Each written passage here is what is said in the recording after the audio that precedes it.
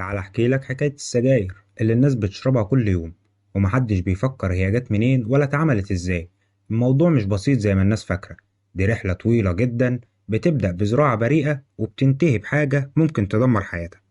أهلا بيكم. بس قبل ما نبدأ، لو لسه جديد في القناة ما تنساش تعمل اشتراك وتفعل الجرس عشان توصلك كل فيديوهاتنا أول بأول. يلا بينا نبدأ.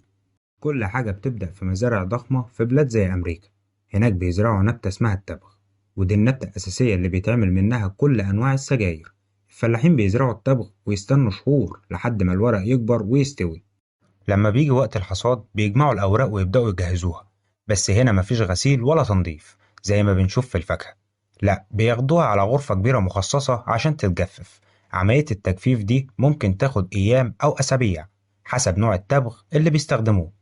بس اللي بيحصل بعد كده هو الأخطر. الورق ما بيتسابش على طبيعته، لأ، الشركات بتبدأ تضيف عليه خلطات ومواد كيميائية ونكهات وسكريات عشان تزود الطعم وتحفز الإدمان.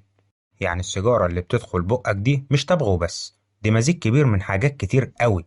بالنسبة للنيكوتين، بيتحط بنسبة محسوبة بدقة عشان يخلي جسمك يطلبها أكتر وأكتر.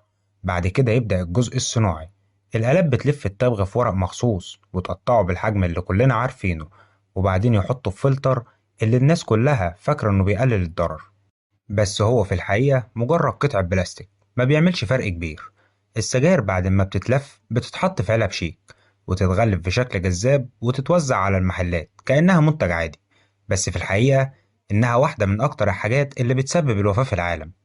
الموضوع ما كانش مجرد سيجارة، دي صناعة كاملة مبنية على الإدمان، على إن الجسم يطلب حاجة بتدمره وإنت فاكر إنها بتريحه. فكر فيها بنفسك، هل في حاجة تستاهل تدخل جسمك وتتحكم فيك بالشكل ده؟ السيجارة عمرها ما كانت حل، هي دايما بداية المشكلة. ولو وصلت لحد هنا ما تنساش تعمل اشتراك وتفعل الجرس عشان توصلك كل فيديوهاتنا أول بأول.